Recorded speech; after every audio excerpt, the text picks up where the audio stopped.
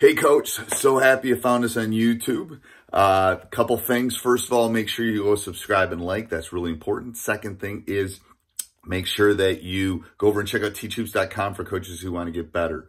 It's a one-stop shop for basketball coaches. It's the Hulu, Netflix, Amazon Prime, whatever you want.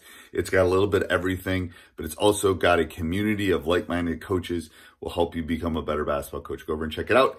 Let's head off to the video. All right, welcome to High School Hoops. I don't even know what episode anymore. I'm not even gonna attempt. I'm done with winter. Coach Collins done with winter person. Before we jump in, seriously, I would like to give a big shout out. I'm going somewhere warm when I retire. I'm just telling you, we can do this. You just bought a lake house in Wisconsin. You ain't going anywhere. I'm going. What are you talking about? I'm going south. I'm going south from January to. Oh, that's right. Then you can go up north in the summer. In the summer, unless I move out where James or Bill are in like San Francisco area, which I probably can't afford, or the same. So, but I'll come visit you, James, if you're listening to this. Anyway. What was I talking about? Oh, you're talking about our sponsors. First of all, Dr. Dish, the #1 shooting machine in the market. So I'm a stats teacher. I'm going to give you an observational study.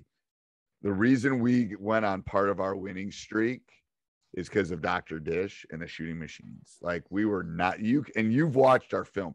We were not shooting the ball well early in the season. No, your kids right now are hitting some big shots and with distance and confidence. But it's reps. It's just reps. So yeah, I'm not using it the way I should be. To be honest with you, I'm using it to get reps right now. In the summer, I use it for different types of shots, and we've moved on from reps to some passes and some dribbling stuff. But early when I was using them, it was like what you know anything about Dr. Dish? The tempo is what you want to deal with. So I moved the tempo to 1, which means it shoots and then it's like fast because I want to get as many shots up as I can. And I'm just telling you from an observational, it's helped us win games. I mean, I got 3 of them in I used 2. The third one's a little bit old. But I bet we get 1,000 shots up before practice every day because of Dr. Dish. So, mention High School Hoops, Coach Unplugged, and you'll get $350 or not $400 off. It's 2022. What am I talking about? $400 off. Also, go over and check out teachhoops.com for coaches who want to get better. Lots of great things. Coaches working on some stuff for me. I have a bunch of other coaches working on some stuff. I have a laundry list of stuff that I'm going to be putting up. And Steve, I would say that there's a variety of different things. So like, I know we're really towards high school, but like a lot of my stuff too, I've had a lot of hits on my motion offense, and it's like 50,000 hits. So I'm trying to gear towards some of that and some of this and this. So you're going to get a bunch of different things. So when we talk and that's about one of the things I'm thinking about this summer is I want a whole youth section because I got so many youth coaches that reach out to me, and I want to be able to be specific with them and youth.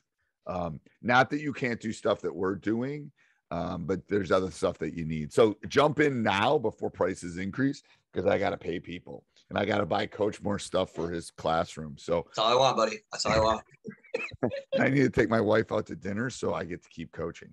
So you want to live in the South in the summer. The problem is she saw the non-Steve coaching and how, even though it's the middle of COVID, how relaxed Steve was and how available Steve was. It was like crap. It's like, She only knew me as a head coach and very busy. And now she cracked that door open and saw like the non-coach Steve. It's like, shoot. That was shoot, not the bad word. So I don't have to put explicit on the podcast. Anyway. All right. So what's today's topic, Coach? So like I said, we built off what we did last week, which is approaches to playoff in real time. We kind of use what you're dealing with and I'm not dealing with what you have this season. And then we're looking at how we can mentor high school coaches in regards to practice playoffs, the structure of it, some things that you definitely should cover things that you probably don't want to cover, you know, things that you might want to eliminate from your practice plan at this point in the season, that it might not be as important because you're looking to win one game at a time. And obviously it's really about winning that next game. So what does that practice look like? There's a couple things. First of all, it's all about matchups. Right. Period. High school basketball is about matchups. Coach can vouch for this. There's teams we've beaten. There's teams we can't seem to beat. And it's about their specific players versus my specific players. So practice planning, couple things with practice planning that we do. We do a lot of situation work this time of year, a lot of situation work. We try to shorten the on-court time, not practice time per se, because like I was telling Coach the other day, we had like an hour and 20-minute film session, which is fine. They can sit and, I mean, shoot, they're on their TikToks for 17 hours a day. They can sit and watch an hour of themselves playing basketball. So the key to a good film session is teaching and engagement. Like I'm always asking them, what do you see? What did you do? How do you feel about that? And I'm having them write things like when we go in, we'll probably, I don't know, we're late on Tuesday. So we'll do a film session next Tuesday. We'll do a film session. We have late practice. And the first thing I'll do in the film session is write 3 things we did well, 3 things we didn't do well in the last game. And then we'll talk about it. And they're all raising their hand. It's great. And then we'll go, all right, tell me something about our next opponent. Because we've already played them once. What do you know about them?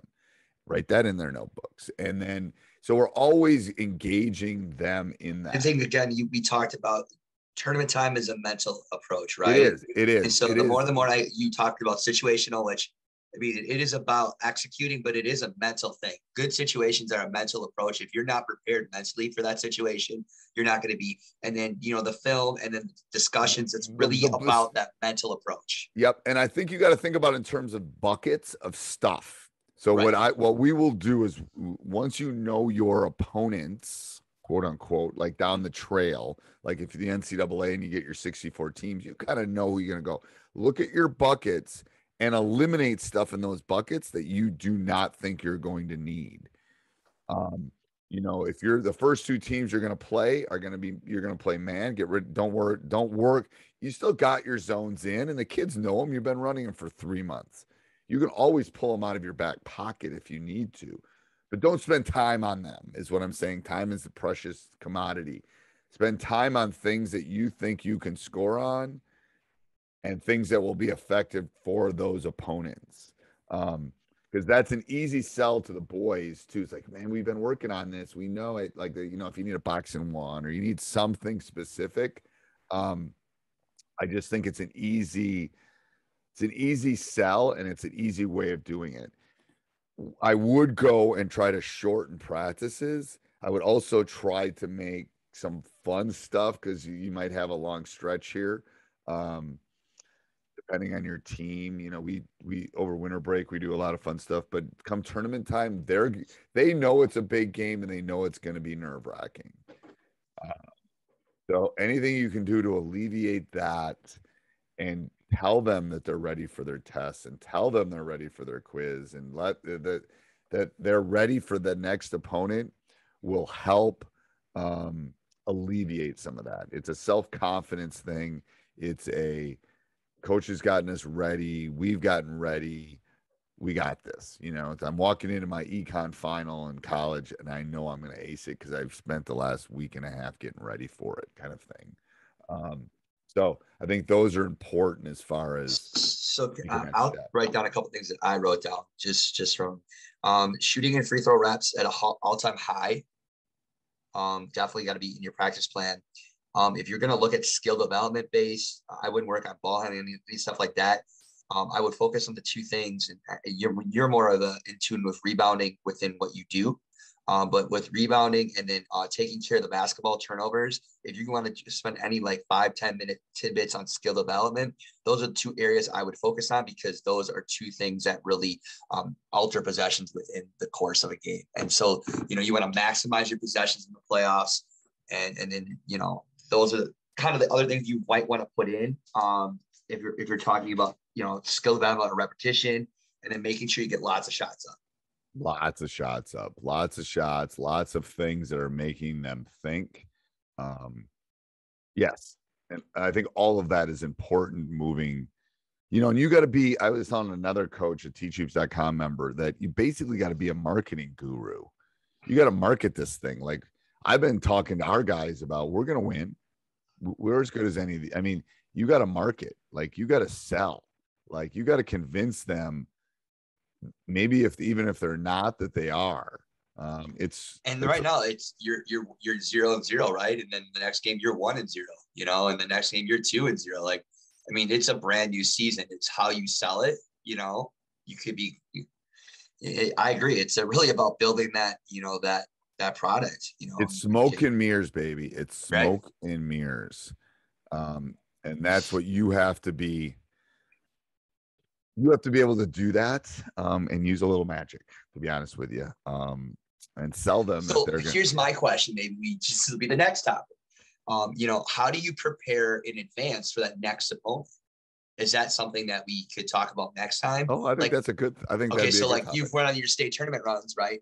So we know in reality, right, we're going to either face, once this thing is out, what do we do next? Like you obviously have to do some delegation because you can't do it all.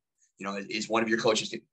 I'll just stop talking. I think that's a good topic. I think that's a good topic. Let's do that next week. Let's do that next week. All right. All right. Next week, so our next week topic is how to prepare or pre-plan for your next opponent. How to get ready for the entire trail. I think that's a good topic. Okay. All right. Bye. Hey, Coach. So glad you enjoyed the video. Subscribe and like, and go over and check out teachhoops.com for coaches who want to get better.